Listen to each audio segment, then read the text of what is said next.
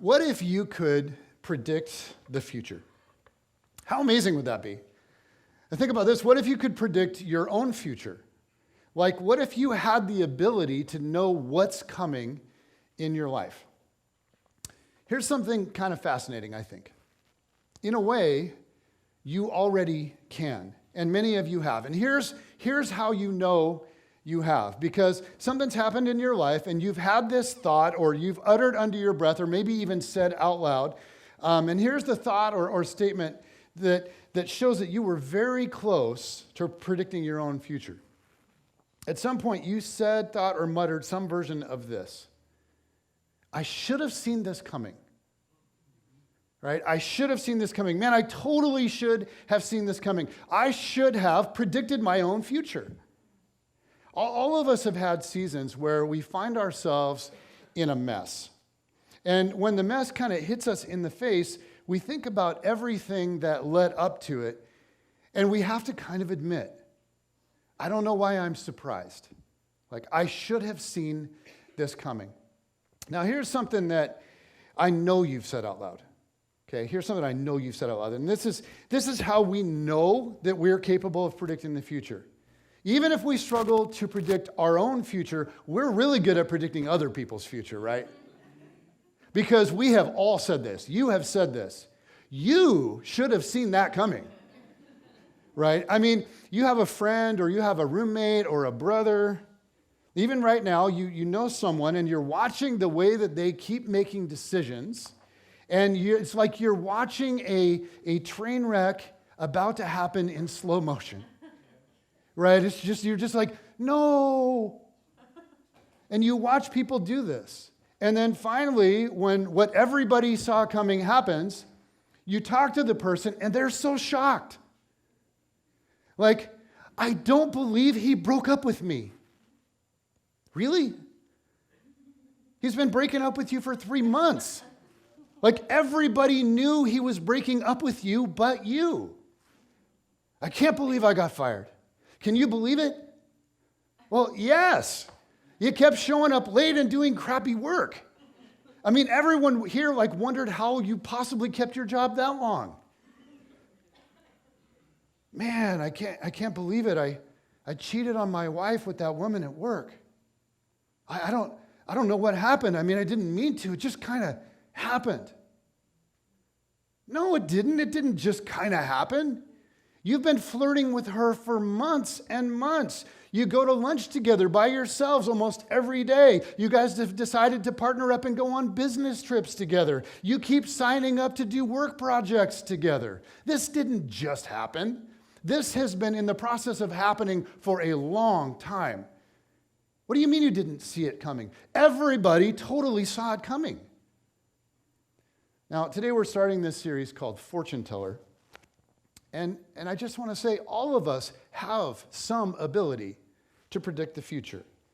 And it's because of a principle that we're going to think about for the next few weeks. Something that we could just very simply call the principle of the path. And it's this, okay? Your direction determines your destination. Nobody's writing that down. Your direction determines your destination. Like, isn't that profound? That's good. Yes, give me the old school. Yes, that's good, Pastor. Like, isn't that deep?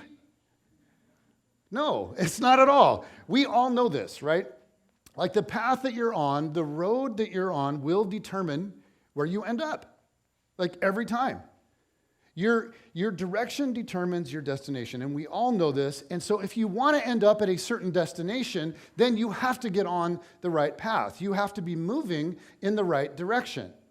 Now, last weekend, if you were at church, you know that Jen and I flew home from visiting our son in Miami, like Saturday, Sunday. So we board the plane in Miami, and we both have seats next to the aisle. We couldn't get seats together, so we have seats together like across the aisle from each other. And so both of us, we got on the plane we were kind of one of the first groups to board, and so we both had 2 empty seats next to us. And so then we were flying from Miami to San Francisco, and then Sunday morning we had that quick short flight from San Francisco back home.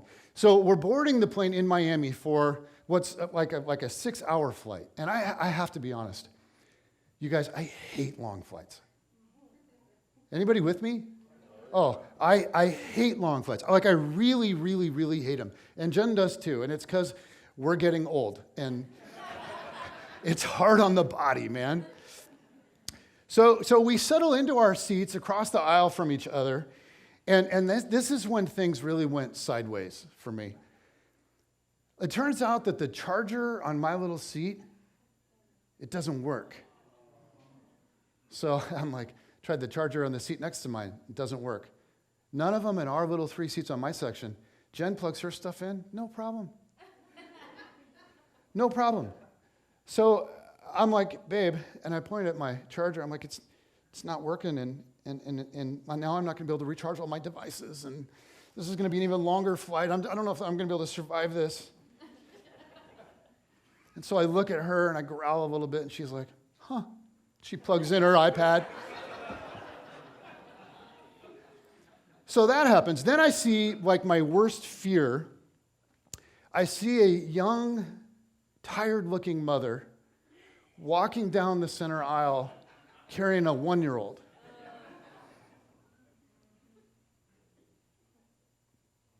He's in pajamas. And sure enough, they're sitting next to me. Aisle, like, right by the window. And I just want to say, guys, I'm a pastor. I like kids. I like your kids. Your kids are so cute and so wonderful, but I do not want kids next to me on a long flight from Miami to San Francisco, right? Especially if I can't charge my electronics and block out whatever sound might be coming out. Now, this time, Jen looked at me with a little bit more pity. She gave me the, oh, babe, I'm so sorry eyes, right? It gets worse. After several more passengers go by, several more passengers that would have made more than adequate seatmates, I see it coming. And I'm like, oh my gosh, he's coming. I'm like, no way. No stinking way. It's a guy carrying a dog. Guys, I'm allergic to dogs. This is unreal. Like, I've got no charger, a woman with a 1-year-old, and a guy with a dog. And I'm crammed in economy class, right? 5 mammals for 3 seats, you guys. And so Jen reaches across the aisle, and this time she's really sympathetic. She grabs my arm and just, like, clutches it. And she's like, oh, babe, this is going to be hell for you. And I'm just envisioning it. I'm like 6 hours of screaming kid and barking dog and sneezing. And on top of that, I'm like packed in like a sardine. And I'm like, this is, okay, God, you've given me my hell. Now, I want to pause right here and throw out a what if. And just go with me on this. What if I said, nope, not doing it. I'm not doing it. And what if I marched to the front of the plane and I demanded to be let off, and I marched down the tunnel and I got back into the main terminal and I said, you know what, I'm boarding a different plane. Just like randomly picked some other terminal, some other plane, and I just said, you know what, I'll take that one because it's probably more comfortable, the charger probably works, and my seatmates are probably a lot better. Now, some of you might object at this point in the story because you're like, Jason, that would never work because you don't have a boarding pass for another plane. They would never let you on. And so I just say, okay, fine, but listen, I'm making this story up and I can make it up however I want. So let's assume that it just went like this then, if you're going to point that out. Let's just assume that the all-female team of boarding agents sees me and they huddle together and they're like, that man is exceptionally attractive. We have to let him on this flight. I mean, if I'm making it up, I can do this however I want. So let's assume that the whole thing worked out.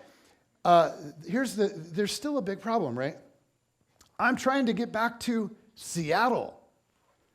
So if I board another flight, who knows where it's going to take me, right? That's our principle for today. Your direction determines your destination. If you want to get to Seattle from Miami, you actually have to get on the right flight or the right chain of flights that's going to get you there. Now, this is obvious. We all know this. We all know this when it comes to traveling. But it's amazing how often people ignore this principle in the rigors of everyday life. For some reason, in everyday life, there can be this disconnect, a disconnect between what we intend, our intention, and the direction we choose. And I think you know what I'm talking about. You're listening to somebody whose life has crashed and burned in some way, like their marriage has blown up, or their career's gone sideways, or they've gotten themselves into financial ruin, or they've had serious problems with their kids, or they've struggled with drugs and alcohol, or they've fallen away from God.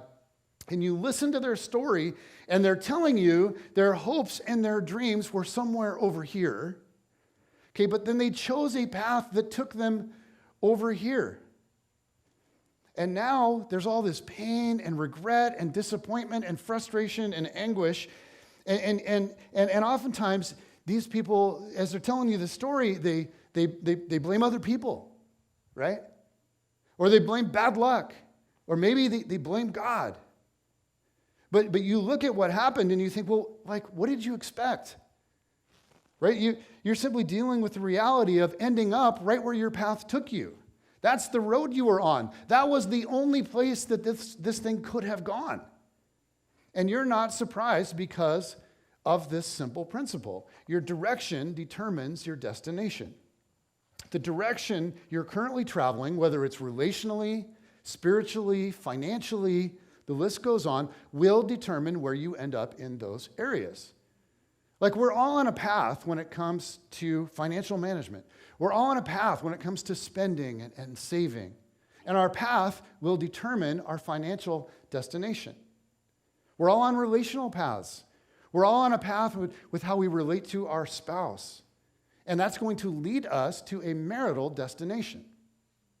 If you're single, you're on some kind of path when it comes to dating. It involves how you go about dating, whom you choose to date. It involves patterns of relating as you try to establish a new relationship. Your path will lead to a certain destination. And whether we acknowledge it or not, the principle of the path is in effect, like gravity. You can deny it if you want, but it's in effect. And you can leverage that principle to your advantage, or you can ignore it to your disadvantage, but the stakes on this are high. When we get lost on a road trip, we might lose a few minutes, maybe if we get really lost, a few hours. But when you get lost in life, you can waste years. You can waste entire seasons of your life, and nobody wants that. You don't want to wake up one day in your 50s and wish that you had gone on a very different path in your 30s. You don't want to arrive in a marriage and wish that you had taken a very different path when you were dating. You don't want to experience heartbreak with a teenage child one day and wish that you had done things very differently in the toddler years. When you get lost on a trip, you can trace your way back. But when you get lost in life, there's no going back.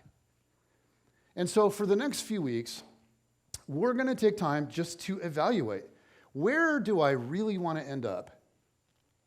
And what road will take me there?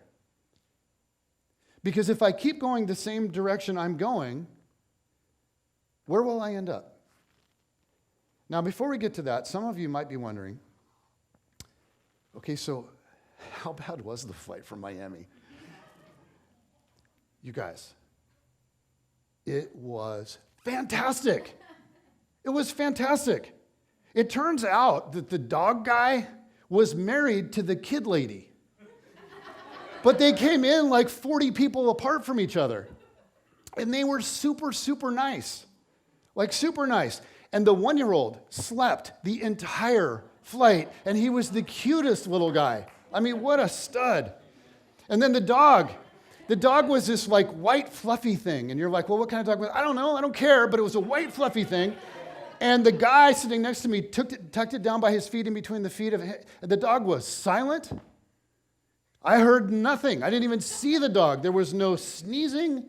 I was like, this is unbelievable. And because the two of them had a 1-year-old sprawled out on their laps that they did not want to wake, they didn't even get up and go to the bathroom.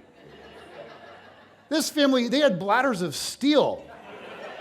These guys were like championship seatmates. It was amazing. Now, the lady behind me, oh my gosh, she had psychologically, she had the squirminess and the anxiety. It was unbelievable. And she could not find a place that was comfortable, and she was just moving and kicking my seat, and I was just like this for 6 hours. It was unbelievable. And then I took my headphones out for a second. I realized there was a sound that went with every movement she made, and it went like this. And about somewhere between 10 and 20 minutes of the flight, she would have to stand up and move about the cabin, which was not really that big of a deal, except in order to get up, she had to put her hand on the top of my seat and go like that. Which even that wouldn't have been that bad, except she had a hard time not grabbing a fistful of hair.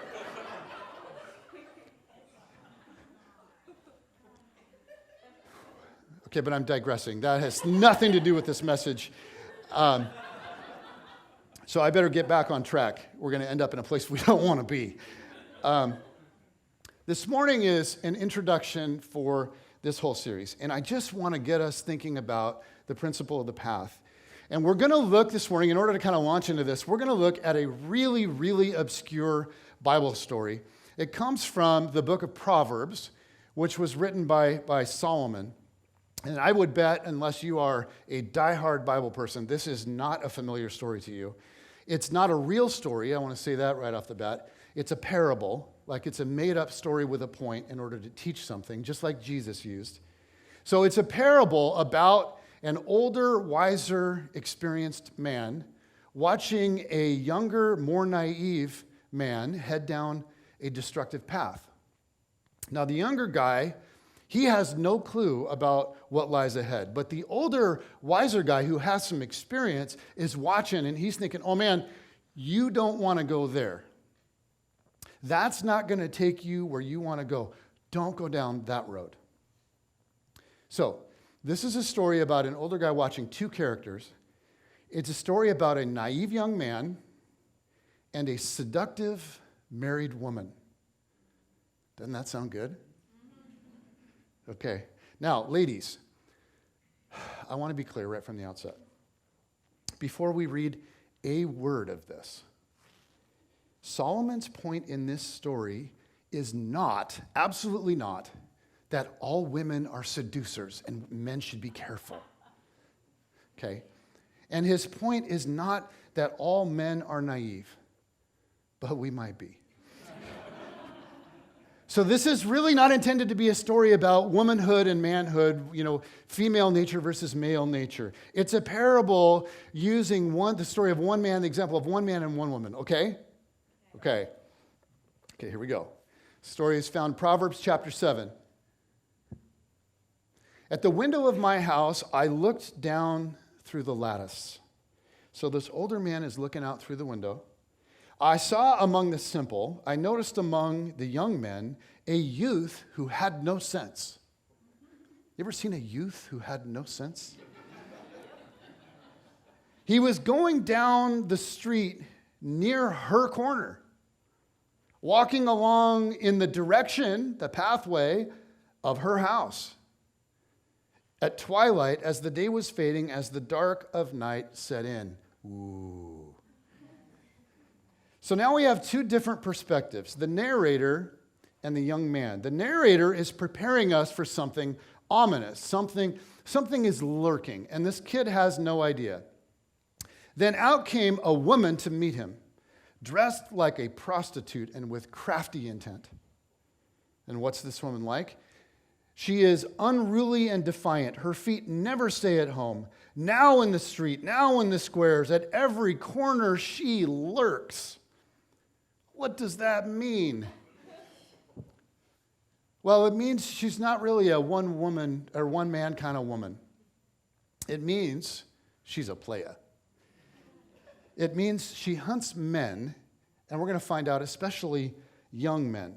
Now, sometimes, as many of you know, it's super helpful to use different English Bible translations. And so here's one that gets straight to the point. Here's how the JLT translate this. It says, she's a cougar.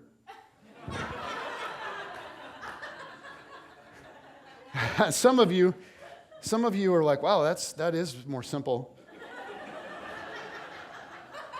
What version is the JLT? That is Jason's loose translation. That's what that is. Okay, back to our story. She took hold of him and kissed him, and with a brazen face, she said, and I just want to say, if you're a more sensitive viewer, this gets graphic. It's kind of R-rated. But she says, today I have fulfilled my vows, and I have food from my fellowship offering at home. Whoo, baby. That's hot, isn't it? What in the world does that even mean? Like fellowship offerings. Oh, talk dirty, baby. Well, here's kind of the gist of what she's saying. She's saying, just so you know, just so we're clear, I might look like a prostitute, but I am not a prostitute. I have plenty of money. I have all kinds of offerings for God stored up. I got extras at home. I am rich. I am not after your money. I'm after you. And she says, today I have fulfilled my vows. In other words, earlier today I went to the temple with my fellowship offerings and I got everything all squared away with God. I took my big bucket of sins and I dumped it all out on the altar and I've been forgiven. And now I have an empty sin bucket and I'm ready to fill it up again with you. Wow. So in the next verse, she repeats something 3 times for emphasis. She says, so I came out to meet you. I looked for you and I have found you. And he's thinking, dude, I am so special. And the narrator is watching like, dude, you are an idiot. Okay, you are not 1 in a million. I can't really count it all, but you're probably more like 1 of a million. Okay? So she keeps working on this young man. She says, I have covered my bed with colored linens from Egypt. I have perfumed my bed with myrrh, aloes, and cinnamon. Different culture, I think. I don't want cinnamon in my bed, man. That sounds itchy.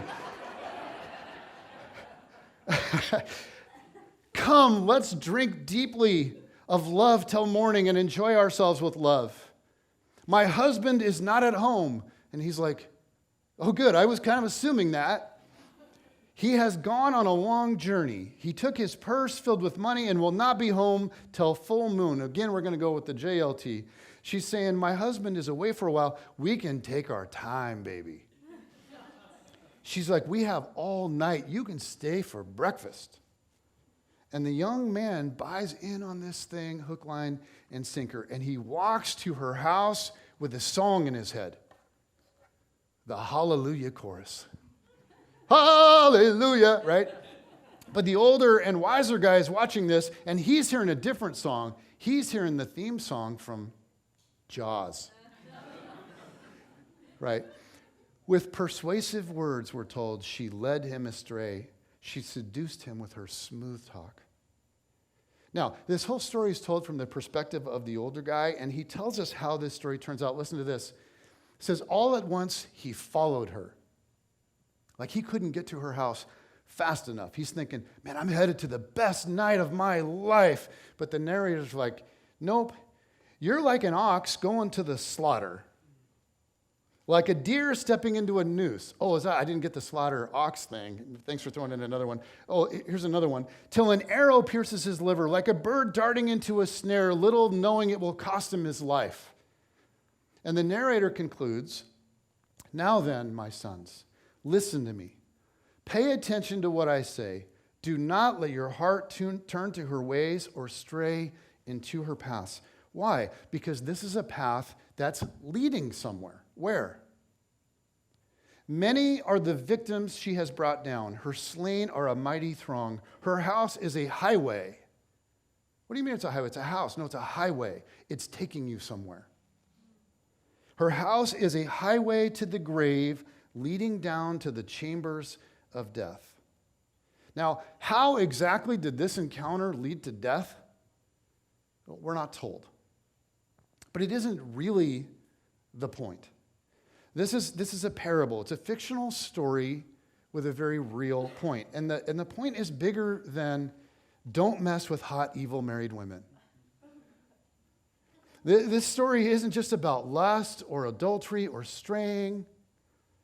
There's a much broader message, and the message is this: the road you take matters.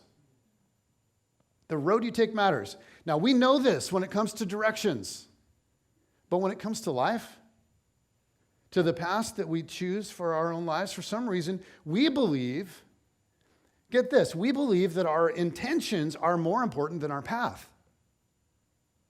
As long as my heart is in the right place, everything will be fine. Let me give you a few examples. How about this one? I want our family to be a strong little unit. I want us to be a family that knows each other's dreams and hurts and really shares life together. So I'm going to work 70 to 80 hours a week, and I'm going to derive all of my identity by how successful I am in my career, and I'm going to become a workaholic. But that's all okay because, see, my intention is to have a very close, unified family. How about this one? I want to grow to be more and more like Jesus. I know godly people that are so peaceful, like the stuff hits them and they just walk through it so beautifully, even amidst really hard things.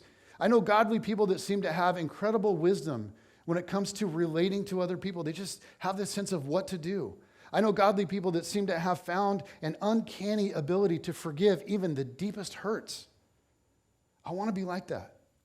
I want to be filled with godliness. So I'm going to carve out all kinds of time for exercising and watching TV or playing video games or stalking people on Instagram. I'm going to carve out large amounts of time for doing nothing in particular. But I'm going to structure my life and my schedule so that I'm really, really, really hit and miss at church. I'm not going to set aside much time day to day to pray or to engage Scripture or to listen for God's direction. I'm not going to gather with other believers in any sort of meaningful, consistent way. But none of that stuff really matters because my intention is to grow in my walk with God. My intention is to see the world, to begin to see the world through God's eyes, to see the people and the worlds and what's going on the way God sees it, to discern what God would have me do with my life. My intention is to be used by God to have a major impact on this world. How about this one? I want to be a person that's generous to those that have financial needs. I want to be able to help people that are in crisis. I want to be able to buy things for people that I love. I want to be able to support causes where people are suffering, places like Haiti. I want to be able to do those kinds of things, but I'm not going to budget and come up with a plan for spending and saving and giving. When it comes to my finances, I'm just going to bury my head in the sand so that I always end up somehow spending a little more than I make. But it doesn't matter that I have no ability to be generous because my intention is to be generous. My heart is to be generous. My intention is to help people. I want to end up with a great Christian guy that just loves God and serves people and is really growing in his faith. And I want to have a relationship with that guy where we can celebrate the goodness of God together. I want to serve in ministry together. I want to get married and raise children and do the very best that we can to help them see the goodness of God and respond to it. I want to share my life with a man where we can go on incredible missions experiences together and just see incredible things. So I'm just going to go out with any guy that asks as long as he's funny and cute. That other stuff, it'll work itself out, right? Because my heart is in the right place, right? Last one. I really love my spouse, and I want to grow old together.